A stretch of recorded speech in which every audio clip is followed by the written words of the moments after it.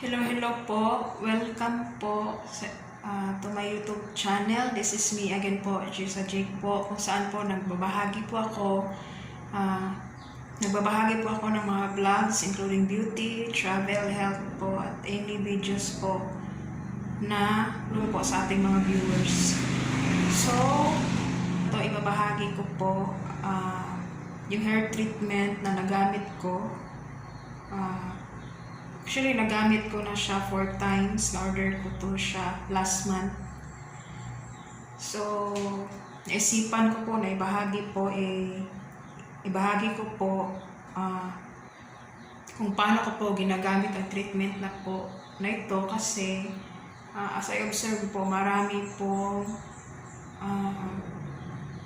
sa panahon ngayon, kadalasan po, bihira ka na lang po talaga makikita ng mga buhok na virgin hair. Kadalasan po may kulay. So, I think po, maganda po itong treatment na to po sa mga treated na po. Treated po yung tad-tad sa kulay. Action din po siya kasi alam naman po natin na kadalasan sa atin, after po maligo natin, nag-blow dry po tayo. At saka napaplansya ng buhok. So, nag-blown out po yung hair cuticle natin. So, maganda po to siya. Ang treatment na to, pang-protect po sa ating buhok. At saka plant-based po siya. At meron din po tayong, aside from hair treatment, ang company po nitong hair treatment na to is Power Night po. So, vegan po siya. Vegan. Ayan, vegan. Ayan, vegan. Ito. Meron din po siyang pang partner na serum. So, marami siyang benefits. May argan oil, jojoba oil, vitamin, Moroccan, and argan oil. Alam naman po natin ito lahat ay maraming benefits po sa buhok. Jojoba oil po, nakakawala po siya ng dryness, at saka dandruff po sa buhok. At saka yung argan, vitamin E, Moroccan, vitamin po siya sa ating buhok. Magpapalambo po siya sa ating mga buhok po. Marami po siyang benefits po. At saka UV protection na din po to sa buhok natin. Maganda to siya. After mo maligo, mag-treatment ka nun. Mag-treatment ka nito.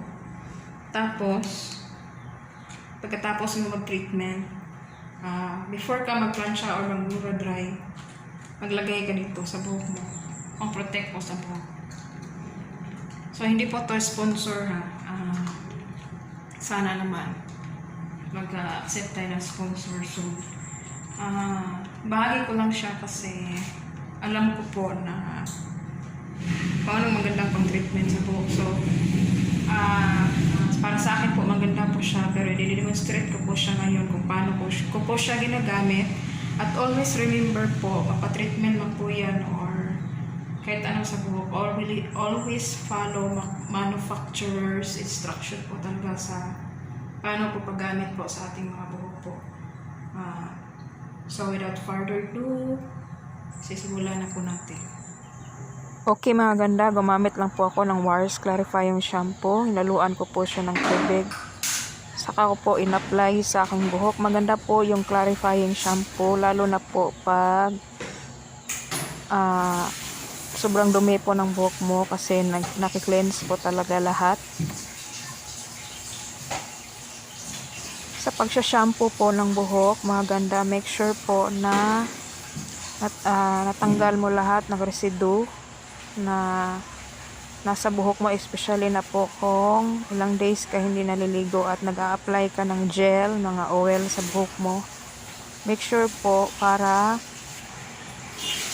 yung treatment po is kumapit. Para po kumapit lalo yung treatment, mas maganda po is na-wash mo po ng maayos. Naglagay lang ako dito ng treatment. Nasa mga 20 grams. Depende po yan kung anong haba po ng buhok mo. So akin mahaba yung buhok ko pero manipis po yung buhok ko. So nasa mga 20 grams lang po. Minix ko po siya. At ito na po, mag-a-apply na po ako ng treatment. Sa pag-a-apply po ng treatment, mga ganda, mas maganda po, unahin niyo po yung paglagay ng treatment sa dulo bago niyo siya suklayin.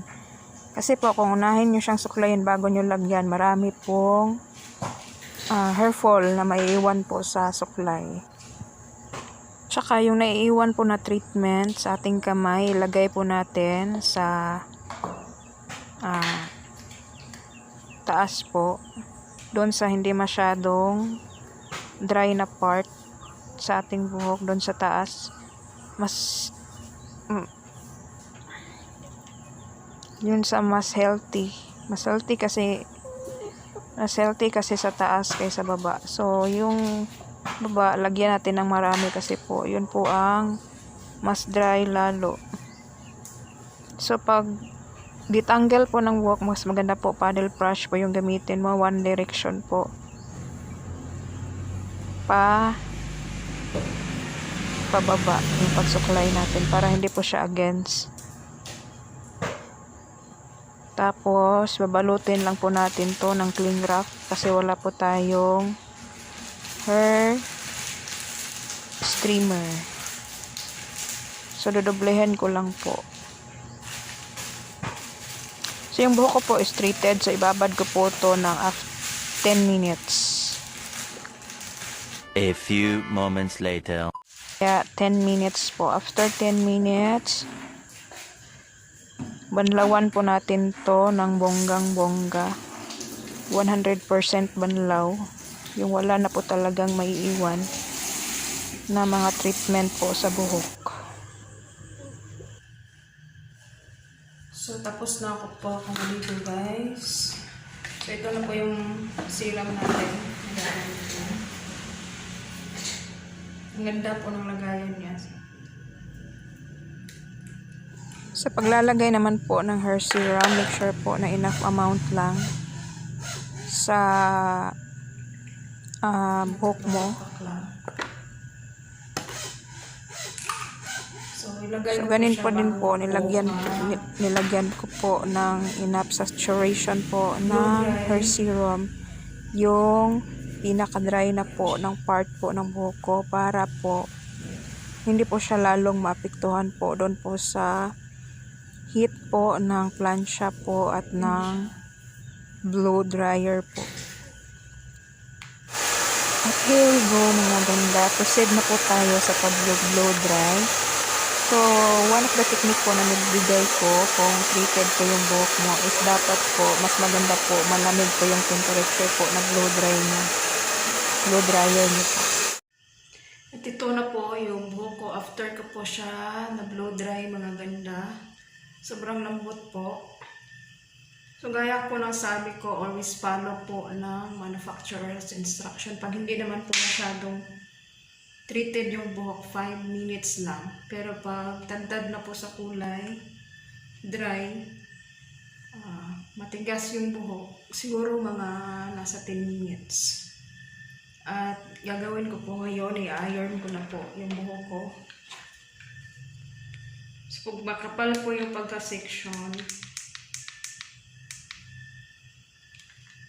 pag treated yung buhok, nasa 180 lang yung temperature, 180 Celsius. At sa wakas, tapos na din po tayo mag-blow dry after 50 years. Char. Ayun po, proceed na po tayo sa hair ironing. One of my technique po is, inuuna ko po yung sa harap para po hindi po siya disturbo pag magpa-plancha na po ako sa likod. At saka po, yung temperature ko po dito is 170 lang sa harap. Pag mag 180 ako sa likod, yung temperature ko sa harap, i-minus ko po yung 180. Minusan ko po yung 180 ng 10. So, 170 lang dito sa harap. 170 Celsius.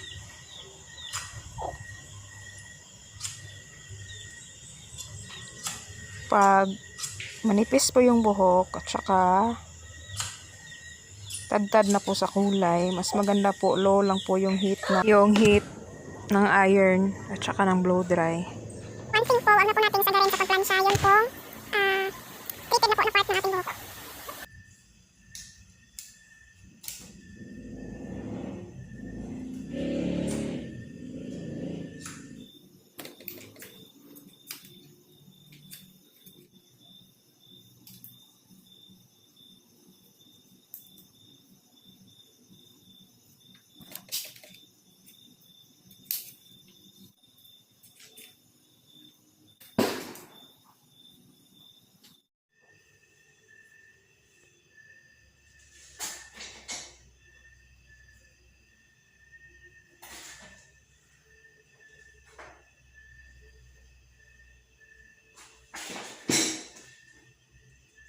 ito na po yung final result, mga ganda.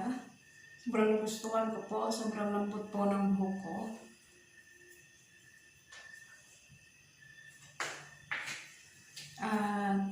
Hopefully po may natutunan po kayo at nagustuhan po nyo ang